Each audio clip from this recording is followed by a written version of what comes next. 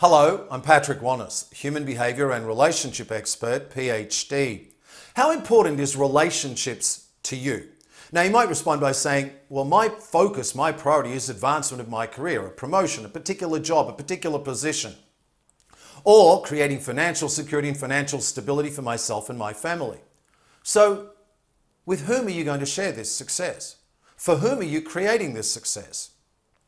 And can you even create success without strong, powerful, meaningful relationships? If you're a team leader, how can you achieve the company's goals and objectives unless you have a team that helps you to do that? And to do that, you need relationships. You need to have powerful relationships to build a team, or even to have people around you that will help you to fulfill your own personal goals and objectives. You can't build a team unless you can do all of that: respect, share, and lead. And you can't respect, share, or lead unless you have powerful, effective communication. What is communication? Communication is sharing, or it's the exchange of information or an emotion.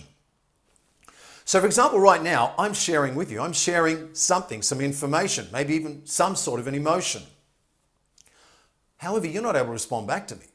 Now, you might be responding back to me, yet I can't hear you. So we're only engaging one part of communication where I'm speaking at you or to you, and I'm not able to hear you. I don't know what you're really thinking and feeling.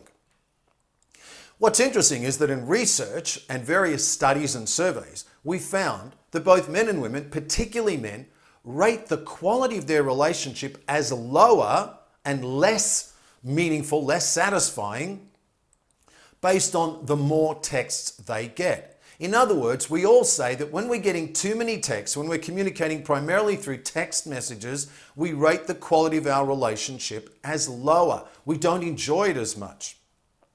Now, you might say, well, wait a minute, Patrick, isn't a relationship really about quantity time, or is it about quality time? Most people say, Patrick, the most important thing in a relationship is quality time over quantity time. Do you truly believe that? Then consider why, in almost every case, do long-term relationships not work?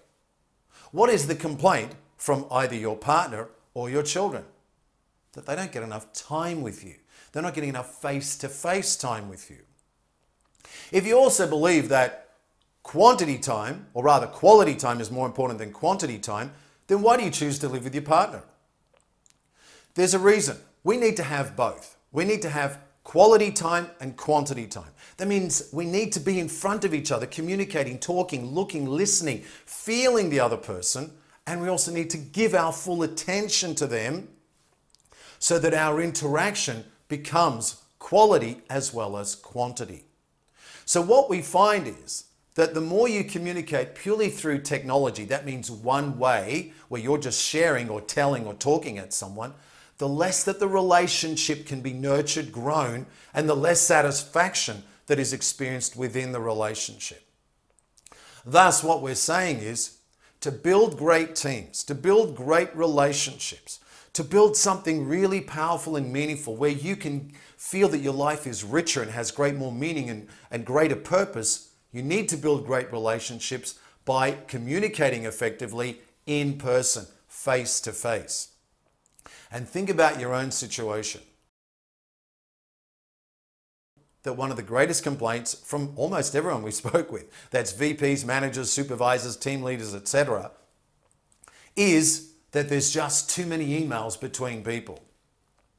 And that the emails are being not conducted well, and no one's actually communicating. In other words, there's a breakdown in communication. There isn't enough team spirit because there's too many emails. There's too many exchanges of emails and not enough human interaction, not enough face time.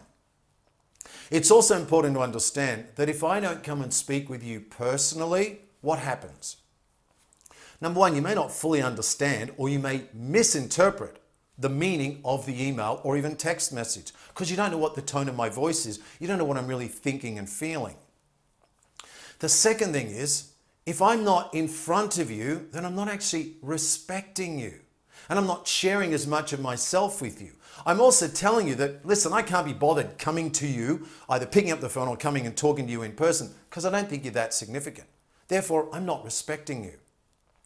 So to respect your team members and to be a real team leader, you must actually be in person. You have to have face-to-face meetings to make that human connection, to make that human interaction, so that when I share information with you, I can hear back. What are your thoughts? What are your feelings? And I know that if we're having an exchange, we're both going to learn from each other. And we're going to solve problems really, really fast versus waiting for a response via email or text or some other form of technology. So at this point, now you understand why it's so important that we communicate face-to-face, in person, so that I really respect you, I really show you that I care, that you're significant, that you're an important part of this team, and that you're important to me. To do that, I'm going to meet with you more face-to-face. Thank you for being here.